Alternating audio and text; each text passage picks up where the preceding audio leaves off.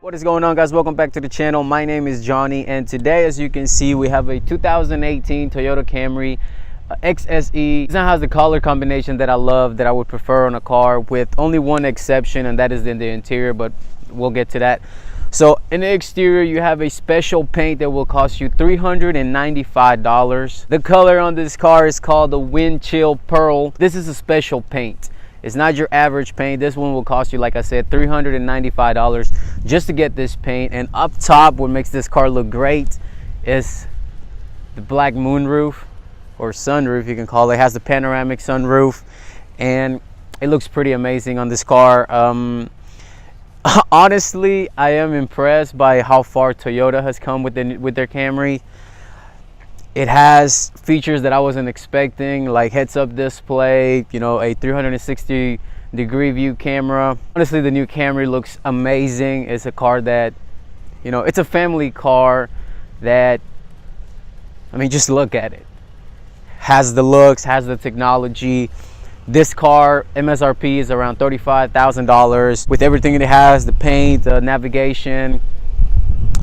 It will run you about $39,000, but just look at that beast. It's a sexy looking car. I want to give a huge thanks to a friend, a really good friend of mine that I recently met, and want to give him a huge thanks for letting me borrow his car. You know, basically handed me the keys. I left him my car just in case he needed to do something. So let me give you a quick tour around the car first. You got your LED running lights, LED fog low beams. You got your front camera up front along with your parking sensors, and this little air intakes, they're fake. They're, you know, actually air doesn't go through them. They're just there for looks. You got your black grille, black accents with the white that look great. You got the 19-inch wheels up here in the front, which they look pretty amazing. Honestly, I like the color combination on this car. I love this white pearl paint. You got your lines on the new Camry, which, you know, this is something that most people are actually not used to. You got your new tail lights in the back. See the design, how it curves all the way down to the bumper. Also fake. Air doesn't come out through there like it would appear. XSE. Parking sensors in the back. And you got your dual exhaust with quad tips. Now let's step in the interior because I don't have my glasses on and the sun is bothering me. So let's get inside and we'll check out the new interior, which is honestly better than I expected it to be, with, like I mentioned, one exception. And let me show you that right now. See, the interior is white. There's actually a red interior seats on it as an option, but this car doesn't have it, which if it did, honestly, it would make it a perfect car. So let's start here with the door. You have your automatic windows. Surprisingly, they're automatic even for the rear passengers. So you can see both up and down. This is a feature that I've actually only seen on Lexus. I've never seen it in a Toyota. Nonetheless, you got your unlock and unlock buttons, your mirror controllers. One thing that I find weird is that this part right here is like a leather touch, but as you can see, it goes all the way up here, and you would think from the looks of it, it looks like it's a leather wrap, but it's actually hard plastic. That was something odd, you know, something, you know, just to remind you that, you know, this is not a luxury car, but it does have some things that even Mercedes and BMW don't put on their luxury cars. Not even my Lexus has some of the features that this car has, and my car is supposed to be a luxury car. Here you got your automatic headlights, high beams, your traction control, your camera view, trunk button, and for your gas cap. Let me show you the feature, the camera view feature. So you hit the button, you come up here to the center screen, it'll give you a whole 360-degree view of the car, everything that's surrounding it, settings up top, and change the car color, so whatever color you have. All right, so check in the instrument cluster. You can see you got your speedo on the right and your tachometer on the left, and you got that nice digital screen in the middle that shows you some information, mostly what you're going to need to know about your car. You have your eco, Your driving supports, what they call it, which shows you which way you're going, your lane keep assist, music, and your tire information. You got your pre-collision system, your parking assist, your blind spot monitor, your rear cross traffic alert, and you go to settings, blind spot, your rear cross traffic alert, your parking sensors, your heads-up display, which, like I said, that is a cool feature that this car has. The heads-up display that not even my car has it. And my car's, you know, Toyota's luxury brand, Lexus, doesn't even have that. All right, so being in the interior, the seats they're pretty comfortable. You have your leather wrapped steering wheel, and I'm gonna talk about some of the features on the steering wheel that I don't like on it. Some things that could have changed, and to my opinion, would have looked much better, or it would have functioned much better. But before that, I'm gonna give you the specs of this car. So this is the 2018 Toyota Camry XSE V6 sedan. Color, it's a wind chill pearl.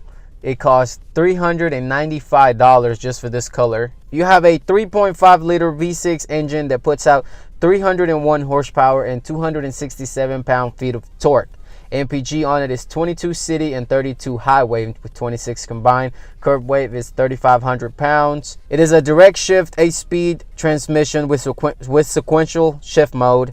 Sport tune suspension, 19-inch black machine finish alloy wheels, panoramic glass roof with mesh inserts. In the interior, you have an Intune 3.0 premium audio with JBL dynamic navigation, 10-inch color heads-up display, sport leather trim, heated front seats. And another thing, you have wireless charging. Talking about the steering wheel, it is leather wrap. It's not heated or anything like that. But let me talk to you about some things that I don't like about it. You see, right here you have your buttons to control the center screen up there, and right down below you have your volume controllers, and up here you have your cruise control.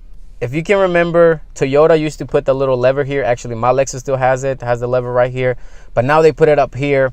And your track button and your mode button for your audios, they're right down below. Honestly, to my taste, I don't know if you guys agree with it, but this to me are the buttons that you're going to use the most.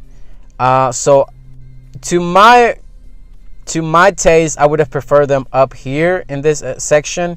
You know, your volume buttons up here, because this is what, you know, you're gonna feel right away. This is something that you're gonna have to look down to know what you're touching, and it'll feel weird. It felt weird to me when I stepped in the car. I actually had to look down where the volume button was. Skip track, your cruise control buttons. To my taste, I would prefer them down here because this is what you're going to use less. One of the cool features that I love about this car is the panoramic sunroof, and you know, that is a thing that I was definitely not expecting on this car. You know, I actually thought it was just the roof, and you know, you had your regular size sunroof. You didn't have that panoramic. Honestly, Toyota has surprised me with this. I was not expecting this. The owner didn't even tell me about it. So, you know, I got that surprise when I stepped in the car and I saw that. And also when I saw the heads-up display was one of the cool features. Something that I wish my car had. And, you know, with all the cars that I'm driving, makes me honestly want to get something different.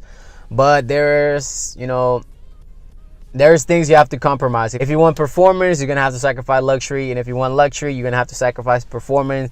And if you want both, you know, there's Audi, Mercedes, BMW.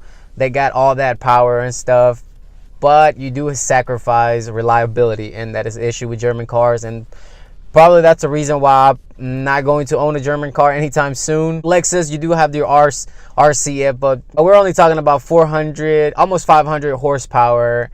And honestly, to me, Lexus performance, it's not the best out there. You know, let's be honest, it's not the best out there. You know, it'll get spanked by the Germans any day of the week. But still, that is my brand. That is my favorite car manufacturer. And, you know, I'm probably always going to own a Lexus. The interior on this Toyota Camry is actually surprising. You have all types of technology, something I wasn't expecting in a Camry. Toyota, they have stepped up their game. This is nothing like what you've seen on Camrys before.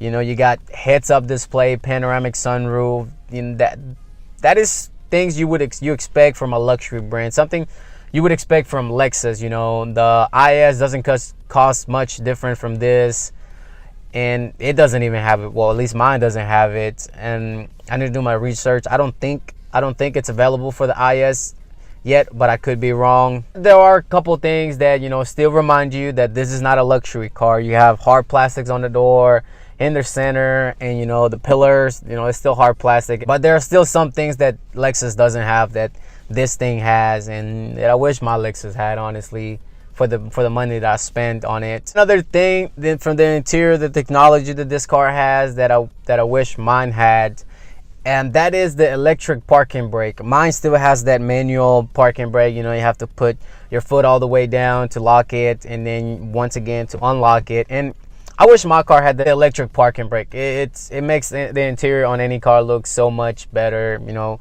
more up to date with the rest. You want to know what I just discovered? Is that the way that the sunroof opens, it's a little disappointing, honestly. I was expecting it to go back a little more. As you can see, it doesn't open up that much. It opens like halfway of what the actual size is for the front. Let's close it, you'll see the difference.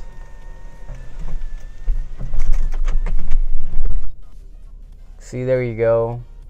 But nonetheless, it's still pretty amazing that this car has panoramic sunroof. Still in love with that feature. Well, let's talk about the entertainment system in front. You have your buttons here on the side: home, menu, audio, map, your seek, track, phone, and apps. Let's hit the apps button. So you can see those are the apps that have iHeartRadio, Slacker, Yelp. The menu.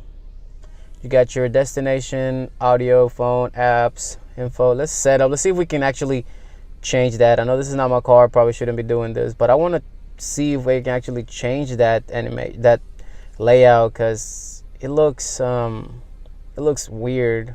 Apparently you can't change the background on this. To me, I don't like it because it feels like it was just a blank paper and they just pretty much drew with a pen. I wish there was a different design for that. It looks odd. It looks really old. They were playing the Nintendo colors, the Pokemon games. You have, you know, black and white. That's what this reminds me of. Right down below, you have your dual climate control for the driver, passenger, and your fan speed and the way your air comes out. Have your auxiliary and your USB port and a 12-volt power outlet. And it does have wireless charging, and it works on the new iPhone, the iPhone X. I was actually surprised by it. Another thing my car doesn't have. You got your 8-speed shifter. You have your driving mode: Eco, Normal, and Sport. Your e-brake hold and your e-brake. Heated seats, not ventilated. You got your 2 cup holders and your center console. The glove box does have a weird design. I honestly, if you were looking at it from a distance, you would think it's pretty narrow, designed for it to go up, so you actually have more space than what you actually think you have. Trunk space is pretty huge. You can fit a bunch of things in there. He has some things in there, and you know, there's still plenty of room to go. Back seat, you know, you have all that leg room. It's pretty comfortable. I want to give a huge thanks to the owner of the car for letting me borrow it. I enjoyed every single minute with the car, honestly. Looks, everything. I wish this car was mine. I want to have it for longer, but sadly I have to return it to him. Thank you guys for watching. I will see y'all on the next video, and take it easy. Peace.